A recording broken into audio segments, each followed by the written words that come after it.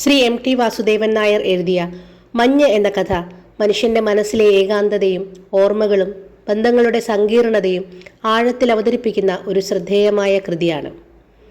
കഥയിലെ പ്രധാന കഥാപാത്രമായ വിമല ടീച്ചർ ജീവിതത്തിലെ ശൂന്യതയും പറയാനാകാത്ത വിഷാദവും അനുഭവിക്കുന്ന വ്യക്തിയാണ്. അവരുടെ മനസ്സിലെ ആശയക്കുഴപ്പവും അടക്കിയ വികാരങ്ങളുമൊക്കെ കഥയിലുടനീളം പ്രകടമാകുന്നുണ്ട്.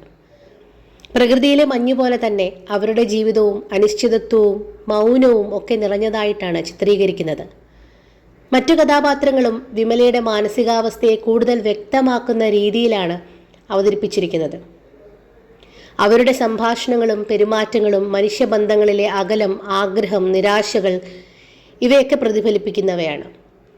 ലളിതമായ ഭാഷയിലൂടെ ആഴമുള്ള മാനസികാവസ്ഥകൾ അവതരിപ്പിക്കുന്നതിന് എം.ടിക്ക് ഒരു പ്രത്യേക കഴിവ് തന്നെയുണ്ട്. അതുകൊണ്ട് തന്നെ മഞ്ഞ് മനുഷ്യ മനസ്സിൻ്റെ സൂക്ഷ്മമായ വികാരങ്ങളെ അതീവ യാഥാർത്ഥ്യത്തോടു കൂടി അവതരിപ്പിക്കുന്ന മലയാള സാഹിത്യത്തിലെ ശ്രദ്ധേയമായ ഒരു കൃതിയായി കണക്കാക്കപ്പെടുന്നു.